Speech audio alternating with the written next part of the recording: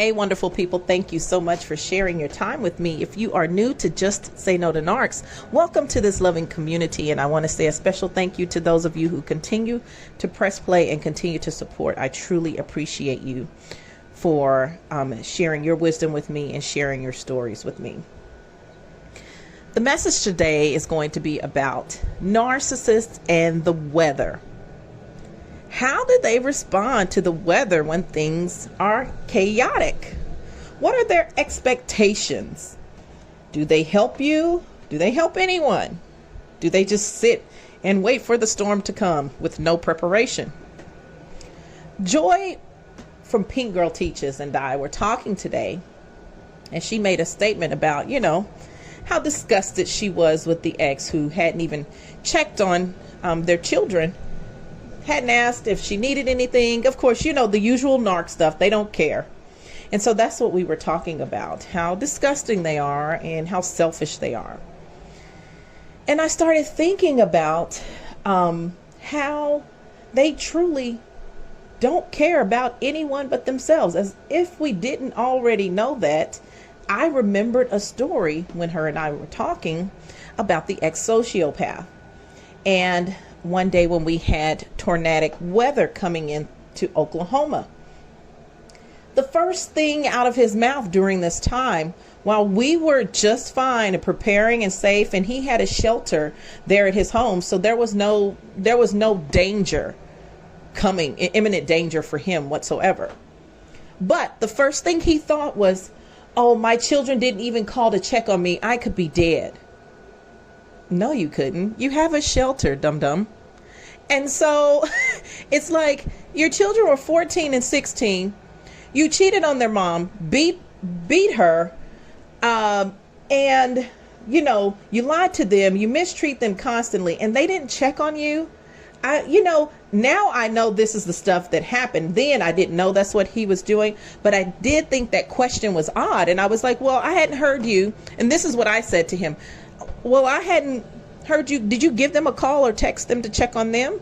Because as a parent, I was thinking that, well, my first thought would be, are my children okay? Not if my children are thinking if I'm okay and they didn't call me and going on some type of tantrum or throwing some type of tantrum to say that, oh, they didn't call me, they didn't check on me, they don't care about me. What type of adult thinks like that? I'll tell you. A sociopath, a psychopath, a narcissist, So when he said that, that was odd for me. And I suggested you should call your children and check on them. And he didn't like that. He sort of gave me the silent treatment at that point. And now I know why. And he was just really upset that I wasn't upset with him. And so I never understood it. I let him have his silent treatment and I just went on about my business because I don't baby adults at all. So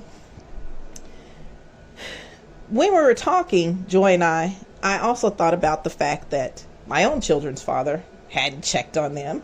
He didn't ask if they needed anything.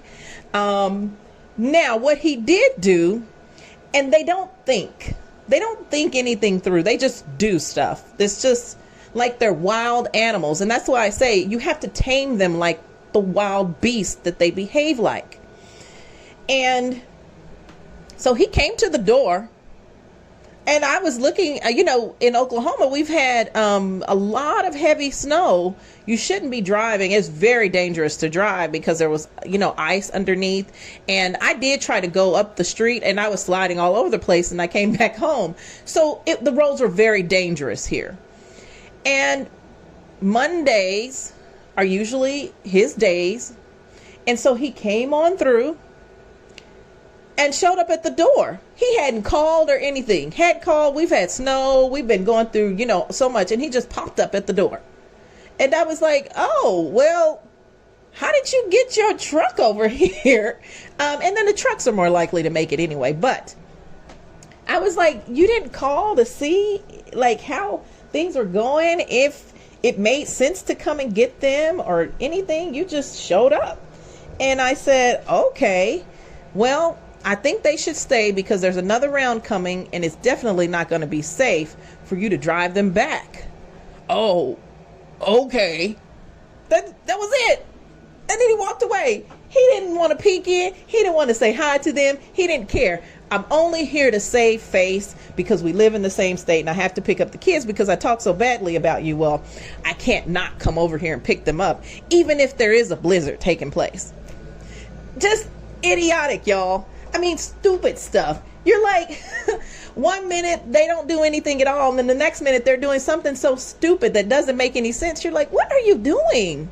Like, are you thinking? No, they're not thinking. They are just, they just respond to however they feel. They don't grow up. They don't ever get in touch with adult feelings and processes. They just are just like how kids would do. And I know I say don't compare them to kids, but really it is very childish and immature behavior and thinking.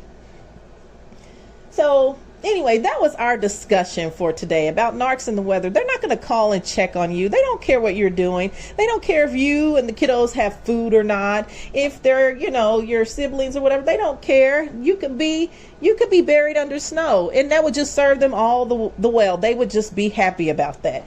A tornado comes through and blows you away. They don't care. Oh, well, that's sad.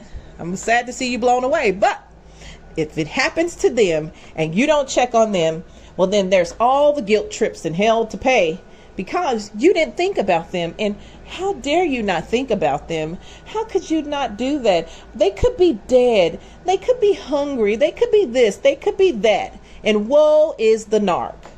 But for you, they don't care. For your children, don't care about them either.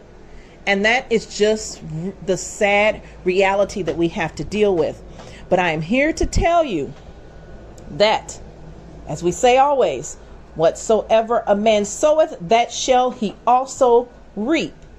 And so what they are sowing into life, this behavior, the things that they're doing, neglecting, especially their children, God sees it and he is not pleased with it.